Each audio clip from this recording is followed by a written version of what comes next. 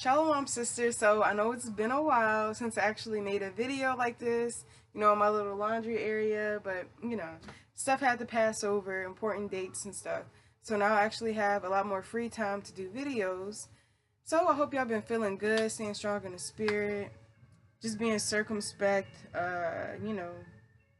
getting yourself together. It's a lot of stuff going on, but I just wanted to just touch on little things that's been going on. I don't This video isn't about anything specifically. So anyway, I want to bring up Salakia. First and foremost, I want to give all honor and glory to you. How about you, Ayeesha, for allowing us to see a new day, for allowing us to see a Sabbath, to get our minds right, to repent. He didn't have to give it to us. He didn't have to wake us up this morning. So I feel good that he woke us up to get right, for real.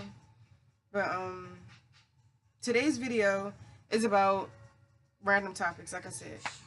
So, the whole Steph Curry situation, Ayeesha Curry. I'm going to be the one to say it. She's going off, okay? The system's going off. And I get what, let's be real about the situation. I get what she was saying. She wants to feel like, since she had children, that she's still desirable. But she should have said, I want to feel more desirable to my husband, or to bring other men in the equation is where she really messed up. Like, why would you want other men to look at what's your husband's? Like, as an Israelite woman, when I get dressed in the morning or anything that I do, whether it's down to my hair, my nails, anything, I always think about, oh, what would my husband like? What would he like? Like, I always think about that. I never think about what another man would like. Because, first of all, I don't even care. Y'all, today we had the Sabbath service. Brothers came over. I came downstairs. I don't have it on me because I just changed my bonnet because I didn't want to do a video with a bonnet on. Yes, I had my hair wrapped. I had I had this captain on. Look, I don't care. You know what I mean? You shouldn't care what another man thinks about you. As long as you presentable, you washed your face or you look presentable and you still in your modest clothing. But you don't. Come on now, sis. Like, what are you talking about? She want men. You want more men attention. Like, and then you got people actually standing up for her, saying, "Oh well, y'all are being ignorant." Slacky. You got people standing up for her, saying, "Oh y'all, some of y'all are being ignorant and y'all acting like y'all don't understand." No, I understand what you're saying, sis. What you're saying is that you don't feel secure in your marriage. So now that you don't feel secure in your marriage, you feel the need to seek validation from other men. And that's what's going off about the situation. Like, come on now. What? First of all, you're supposed to be shamefaced. Amaya, stop. First of all, you're supposed to be shamefaced. So you're supposed to be modest. Your husband's supposed to rule over you. Your desire is supposed to be to your husband only, not other men. So what if another man, now I'm sure after, she said that, she got a whole bunch of DMs, men's probably sending her, private part pictures and a whole bunch of crazy messages and stuff, and she brought that into her life. And her husband, look y'all, her husband weak too because he stood up for her. I get it, you want to stand up for your wife. I'm pretty sure he corrected her, but just be real. Keep it real. Just keep it real. Just keep it real and say, like, I just feel like they wasn't being real. I feel like her husband wasn't being real about that situation, because now your wife gonna have a whole bunch of DMs and you gonna say, oh no, everything is okay. No, that's not okay. That's not okay that your wife is condoning. And then she gonna say, oh, what she say? She said, oh, it's not that I want. No, you do want men attention because you brought it out your mouth. So now you're getting all this attention. Now you're about to get all this attention from men, causing men to look at you in some type of way. And she's different from the other basketball wives, from what we see on the outside, just because she dresses a little bit more modest and she not half naked all the time. So she, she plays at the wife of an NBA mom, like, well, with the cooking shows and things like that. But men aren't looking at you like that because you're married, number one. But now she about to have men, you know, all in her DMs and lusting after her. And, you know, she a Christian or whatever. But sis, like, if you knew the laws, you would know that it's a sin for another man to gaze upon you. It's a sin for another man to even be with you. Or even, like, what? It was just too much. I was like, this is stupid. She was being clamorous. She was being foolish. She made her marriage look bad. And as an Israelite woman, you never supposed to. Yes, honey. You never supposed to put your husband in the position that she put her husband in. She embarrassed her husband. I don't care what nobody say. Yes, she embarrassed her husband. She embarrassed herself. She made it seem like her husband wasn't, you know, validating how, you know, her being beautiful and her. He wasn't making her feel secure in her relationship if you feel like you need to get it from somewhere else. You know what I mean? So it made them look real bad. That's why you can't be telling everybody your, even as an Israelite sister, don't tell everybody what goes on in your marriage. Everybody don't need to know what goes on. Some things you need to just keep to yourself and pray on it. Not unless you're getting, beat up or choked out or something, you gotta tell somebody because you may need help or your life may be in danger. But if it's little things like that, talk to your husband about it. Write your husband a note. Say, you know, I feel like you don't show me enough attention and I don't really feel desirable, or, you know, you don't want to ever put your husband on blast like that and make it seem like your husband isn't being the best provider that he can be for you and, you know, making you feel secure as his wife and stuff.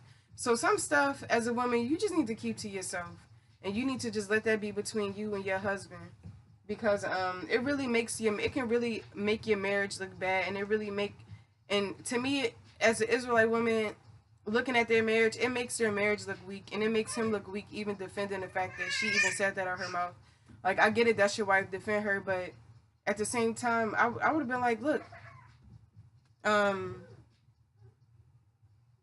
if I was a man, I don't even know what I would say for real. I would just be like, I guess you got to defend your wife in public, but, you know, that's their relationship. They in a worldly relationship, but that's how a lot of women think.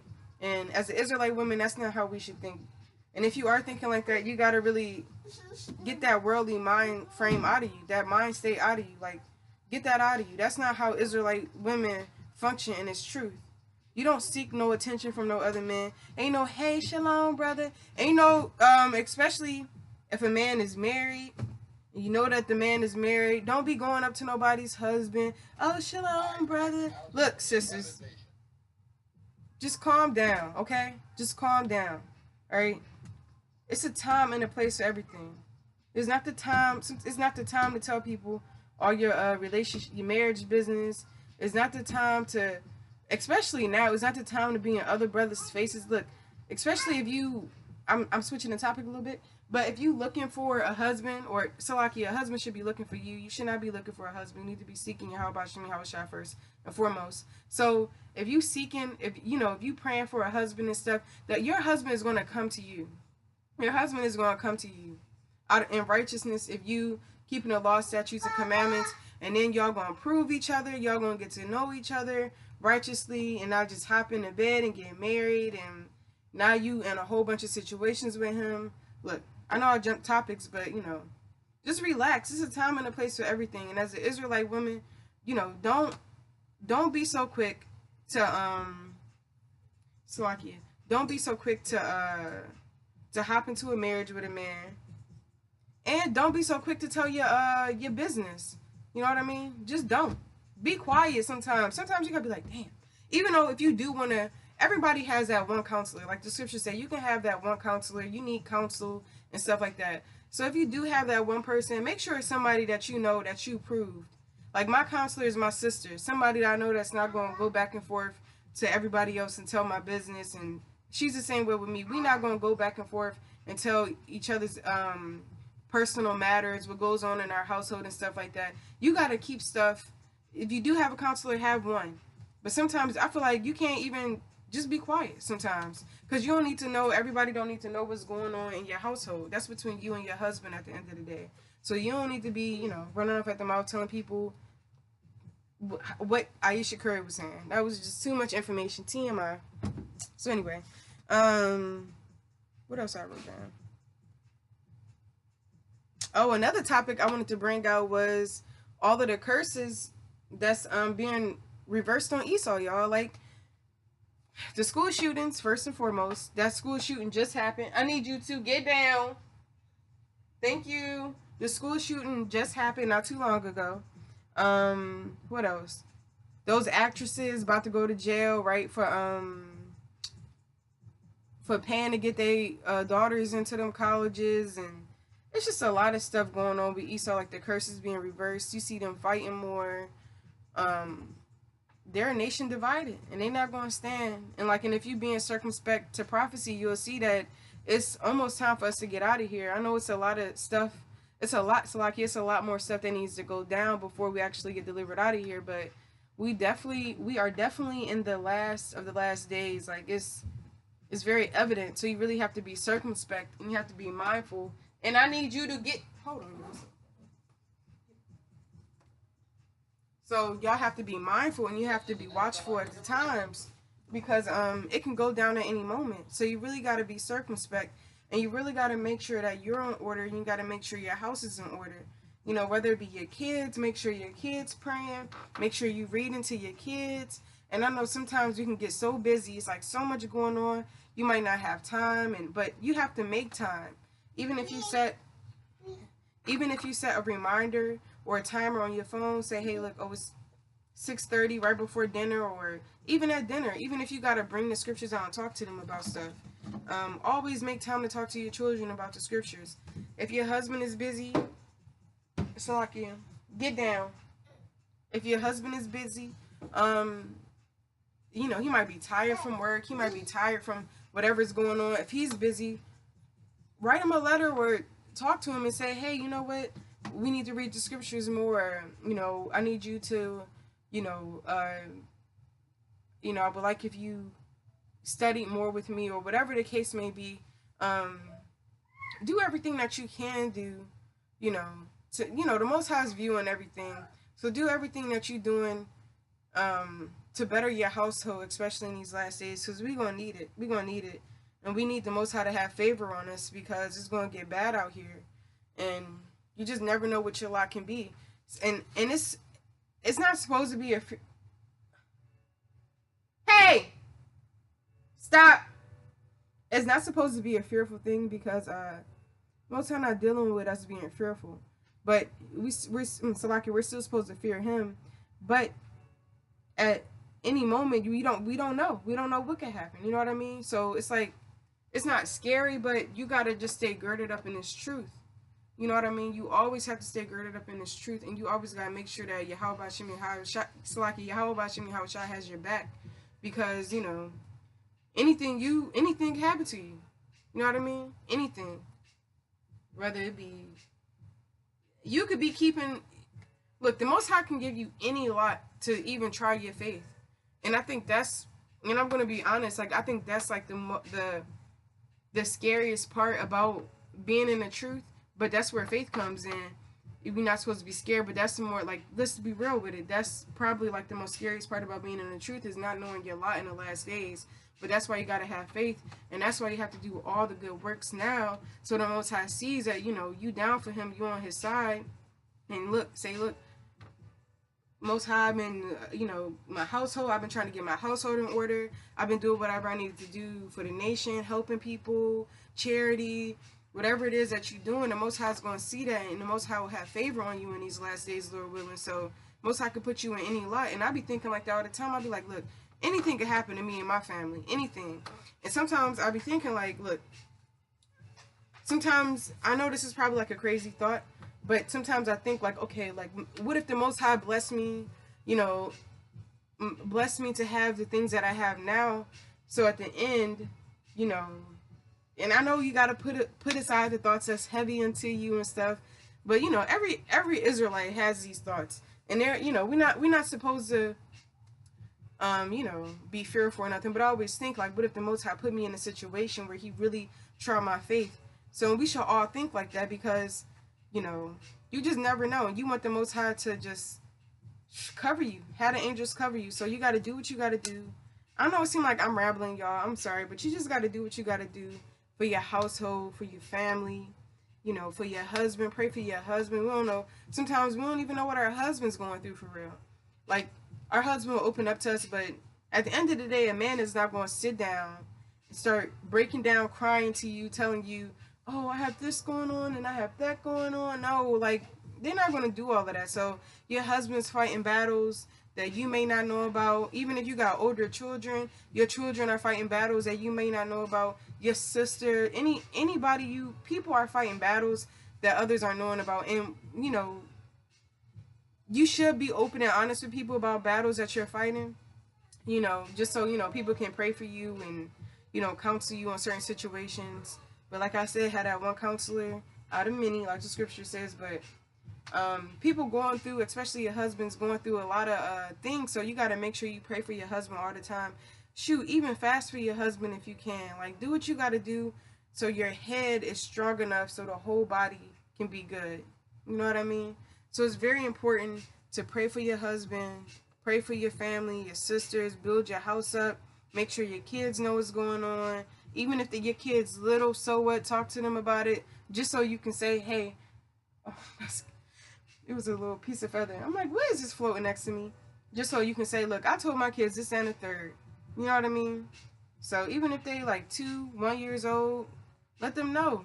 Teach them songs. Like, I be teaching my children songs about having faith and, you know, having faith in your how about Shimmy how shy and having joy in the Holy Ghost and stuff. So it's important to instill those thoughts into our children now while we have time, while we have this grace period to get ourselves together. It's very important. What else I want to bring up? Dang, I ain't really write nothing else down. Oh yeah, stuff about the wars going on, rumors of wars, everything's popping off like that. So yeah, be circumspect. And most importantly, all you can do is be strong in the faith. Put aside the thoughts that are heavy into you. Put off that weak nature, like Edra said. Put off that weak nature. As a woman, gird up your loins and strength, and get yourself together. Gird and look. I'm telling y'all, look. I hate to bring it up, but if you got to go for your how about Shimmy how shot, then you got to go for him. You got to be strong in the faith. Lord willing, it's crazy. I had this dream, and lately I've been having so many crazy dreams. Like, ever since we came back from Puerto Rico, I've been having so many crazy dreams. I had this dream that my husband and I, and all my brothers and my sisters and my sister, all of our dreams take place in Detroit. And my husband said that could be because that's where I woke up, and that's why everybody got into the truth at.